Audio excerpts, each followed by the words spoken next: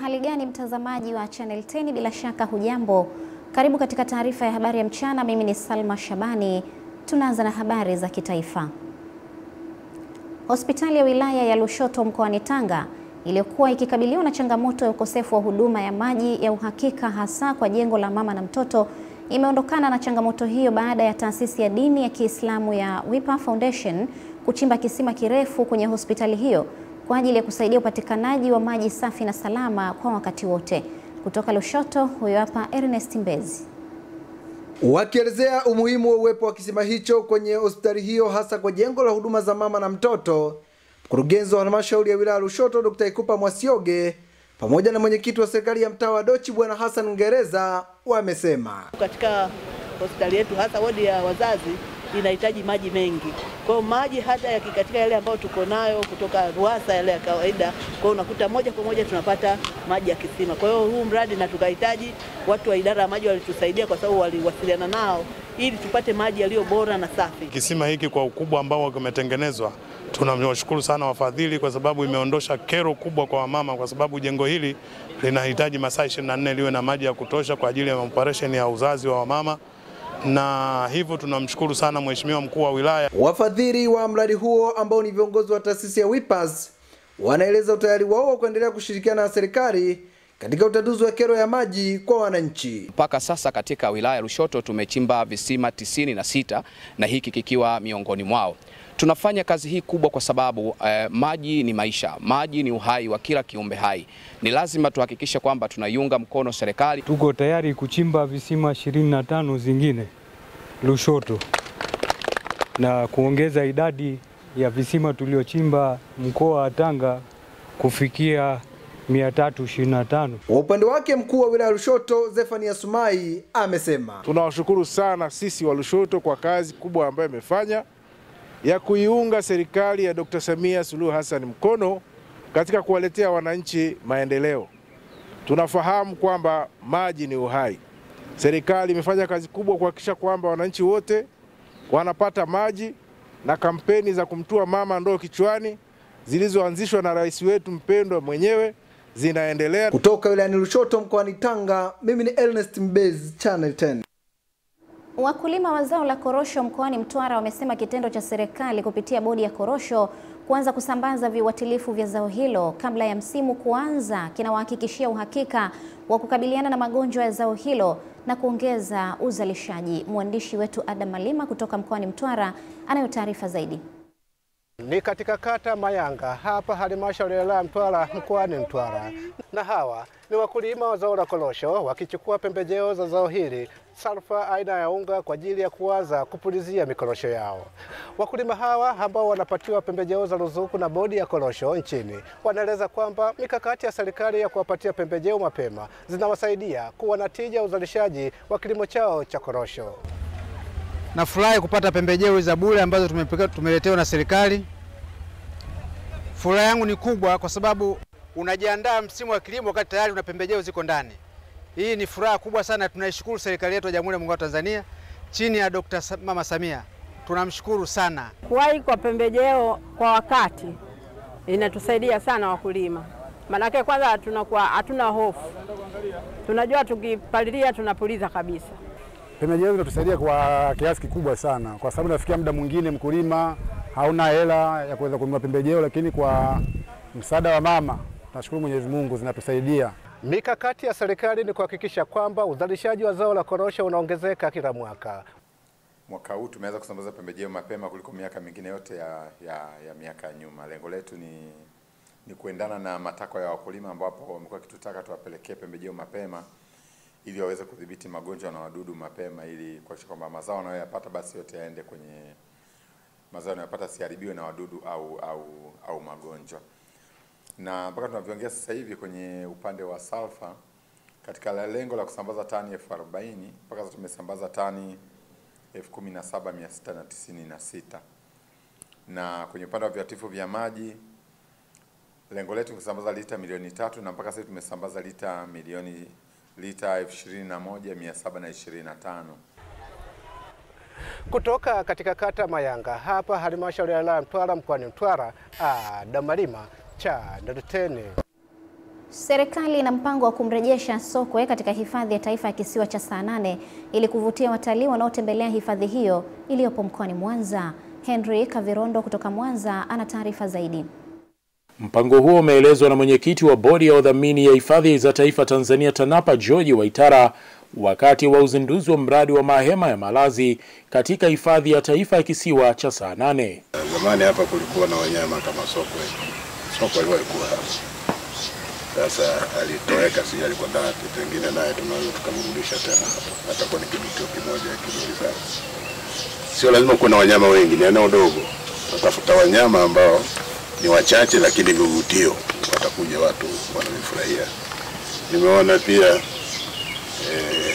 kuna sehemu za burudani zingine hapo zinaanzishwa hapo. Kwa hiyo na hakika ikamilika itakuwa ni sehemu nzuri sana ya kupumzika. Kamishna msaidizi wa uhifadhi Dr. Tutindaga George amesema mradi huo hadi kukamilika umetumia shilingi milioni 276 ukihusisha ujenzi wa mahema matatu na samani za ndani. Kukamilika kwa ujenzi huu wa mahema matatu ya malazi kutaongeza thamani ya hifadhi, kukuza utalii wa ndani kwa ujumla na kutoa fursa ya kukuza utalii wa matukio, yani event tourism. Uwepo wa mahema haya ni chachu kubwa katika kuchochea aina hii ya utalii, ikiwemo sherehe mbalimbali kama vile harusi, kuvalishana pete za uchumba, honeymoon, shangwe za sikukuu, retreat pamoja na siku za wapendanao. Imekuwa ni kiu yetu kubwa kuwa na aina hii ya zao la utalii ndani ya kisiwa cha Saanane. Sisi kama wadau wa utalii mara nyingi tumekuwa tukiukosa kitu cha ziada cha kufanya ndani ya kisiwa cha Saanane. Kwa maana tulikuwa tu na utalii unaoitwa day trip. Lakini sasa tuna zao jingine la kujivunia kwamba mtalii wetu anaweza kulala ndani ya kisiwa cha Saanane. Henry Kavirondo, Channel 10, Mwanza. Wakazi wa shehia ya Chimba, Kinowe na Msuka katika wilaya ya Micheweni wakiwemo viongozi wa vyama vya siasa wamemshukuru Rais wa Zanzibar na mwenyekiti wa Baraza la Mapinduzi Mheshimiwa Dr. Hussein Ali Mwinyi kwa kuwapatia ruzuku ya chakula baada ya nyumba zao kuingia maji na nyingine kubomoka kufuatia mvua zinazoendelea kunyesha. Taarifa ya Masanja Mabula kutoka Pemba inafafanua zaidi. Wakizungumza baada ya ukabidhiwa msaada wa chakula kilichotolewa na Mheshimiwa Rais wa Zanzibar, wananchi hao wamesema kitendo cha kupatiwa msaada huo kinaonesha upendo wake kwa wananchi. Inaonesha kwamba rais wetu ana upendo kiasi gani pale wananchi wanapopata madhara. Kwa kweli ni swala ambalo kwamba tumelipokea kwa mikono miwili na tunamshukuru Mwenyezi Mungu kwa kuweza kumpa moyo huu. Zaidi zifike kwa Dr. Hussein Ali Mwinyi kwa kuona wananchi wake wamepata maafa na kuja kuwafariji. Tunampongeza sana na tutamwahidi ushindi wa 100%. Lakini tunaipongeza serikali ya mkoa wa Kaskazini Pemba kwa kuona wameguswa na suala hili. Rais wa Zanzibar na mwenyekiti wa Baraza la Mapinduzi kwa kutujali wananchi wake, kwa kujua kama tumepata na maafa na kutujali na kutufariji. Mkuu wa mkoa wa Kaskazini Pemba Mheshimiwa Salama Mbaruku Atibu amewashukuru wananchi wa shehia hizo kwa kuwahifadhi waliopatwa na maafa ya nyumba zao kuingia maji, kuja kuwafariji ili na wao kutokana na kudhi ambayo wameipata, na watu wengine walijitokeza kuwahifadhi wenzetu kwa kutumia ile suna ya Mtume Muhammad sallallahu alaihi wasallam aliyosema ihifadhillaha yahfadhika. Wewe ukimhifadhi mwenzako na Mwenyezi Mungu naye atafanya nini? Atakuhifadhi. Kwa hiyo tunawashukuru sana kwa moyo huo walioonyesha na imani kubwa ambayo wameionyesha. Mimi mwenyewe binafsi na Mheshimiwa mkuu wa wilaya na serikali yetu ya wilaya na mkoa tunawashukuru sana kwa uvumilivu ambao mmeuonyesha. Kwa kweli huo ndio uzalendo. Na kama ni uzalendo, ina maana kwamba kila mmoja ana wajibu wa kuhakikisha kwamba linapotokea jambo anashirikiana na mwenzake ili na yeye likimkuta aweze kupewa mashirikiano. Katika hatua nyingine, mkuu huyo wa mkoa amewataka wananchi kushiriki kuitunza amani ya nchi, hasa kipindi hiki cha kuelekea katika uchaguzi mkuu. Ni Masanja Mabula, Channel 10, Pemba, Zanzibar. Mkuu wa wilaya ya Magharibi B Hamida Musa Hamisi amewapongeza wananchi wa shehia ya Kisauni na maeneo ya jirani kwa kujitokeza kwa wingi katika zoezi la uchunguzi wa afya lililoandaliwa na timu ya afya wilaya ya Magharibi B. Tupate taarifa zaidi.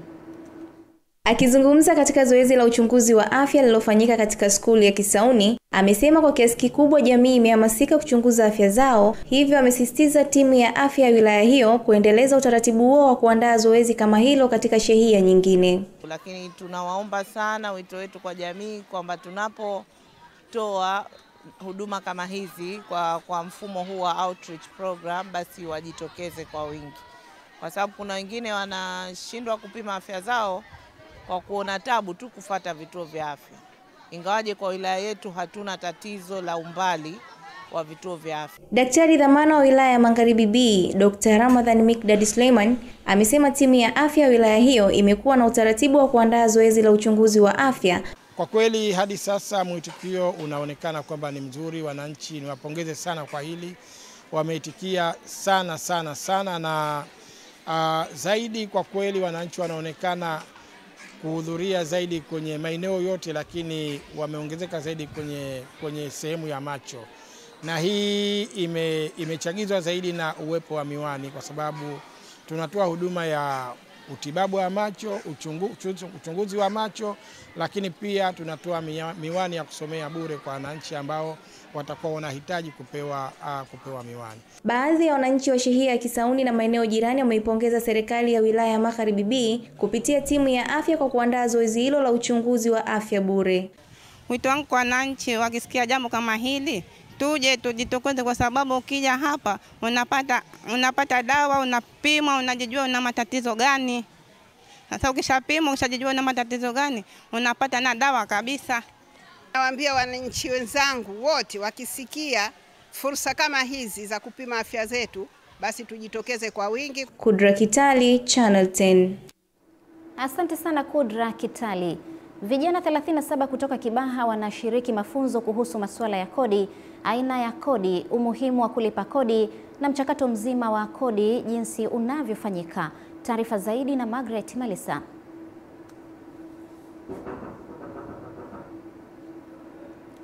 Naam, mtazamaji, tuendelee sasa. Tunaomba radhi kwa kusosoa kwa taarifa hiyo, lakini kwa sasa tuende katika habari za kimataifa, ambapo wanajeshi wa Israeli wameshambulia kwa mabomu shule iliyogeuzwa makazi katika mji wa Gaza na kusababisha moto, ambapo takribani wa Palestina 30 wameuawa wakiwemo watoto kadhaa. Uhispania inautaka ulimwengu kuzingatia vikwazo dhidi ya Israeli, huku ikiwa mwenyeji wa mkutano wa mawaziri wa mambo ya nje kutoka mataifa 20 ya Ulaya na Kiarabu mjini Madridi kushinikiza suluhu ya mataifa mawili. Amesema inashangaza kwamba mkurugenzi mtendaji wa GHF alitaja kushindwa kwa shirika hilo kuzingatia kanuni za kibinadamu katika barua yake ya kujiuzulu. Serikali ya Israeli haifichi ukweli kwamba inataka udhibiti wa Gaza, na utawala wa Trump tayari umeelekeza pendekezo katika siku za nyuma ambalo lilihusisha kuhamisha kwa Wapalestina kutoka Gaza. Na mtazamaji, sasa ni habari za michezo na burudani, ambapo uongozi wa klabu ya soka ya wanawake ya Simba Queens umeweka wazi mipango ya kuboresha timu hiyo kuelekea msimu ujao wa soka wa 2025-2026 mara baada ya kumalizika kwa msimu wa 2024-2025 kwa kupoteza ubingwa wa ligi kuu ya wanawake na kukosa nafasi ya kushiriki mashindano ya klabu bingwa barani Afrika ya wanawake mbele ya JKT Queens. Tupate taarifa zaidi. Hayo yameelezwa na mlezi wa timu hiyo Fatma Deuji wakati wa mahojiano maalum na Channel 10 Michezo, na kusema kuwa msimu wa mwaka huu haukuwa bora sana, jambo ambalo limewafanya kuukosa ubingwa, huku wakiutazama kama ni msimu wa changamoto na kuongeza tija. Sisi tumeshawahi kucheza na kushinda mara nyingi, msimu nyingi, lakini this season tulikuwa tumepata changamoto kidogo, na I think pia unajua wakati wachezaji wanafanya training, lazima wafanye training on the pitch na off the pitch. Katika hatua nyingine, Fatma Deuji ameweka wazi mipango yao kwa msimu ujao, hususan katika kukiboresha kikosi chao kwa kusajili wachezaji bora na wenye uwezo wa hali ya juu ili kuirejesha hadhi ya Simba ndani na nje ya mipaka ya nchi. Tumeshaongea na kocha, tumeshaongea tufanye nini, to improve wapi, na inshallah next season naona tuta improve. Jua wakati nilikuwa naangalia mechi tunacheza vizuri, ili tu kuna vitu 2-3 lazima tu improve. Tumeshaongea na kocha na watu wa benchi tufanye nini ili wachezaji waweze kuimprove game yao. Na hapa Fatma Deuji anamshukuru Mheshimiwa Daktari Samia Suluhu Hassan kwa kuwa mstari wa mbele katika kuunga mkono sekta ya michezo hususan kwa wanawake. Simba Queens, watu wengi unajua wana hesitate kusponsor timu ya wanawake. Wanahisi kwamba hawezi kupata mileage au timu ya wanawake haiwezi kwenda mbali, lakini kama Mama Samia amesema kwamba unajua soka ya wanawake inaenda mbali, unajua future yake ni nzuri. Lazima pia tuwapate sponsor. Unajua ili tuwaweze kuimprove. Witness Matiku, Channel 10 Michezo.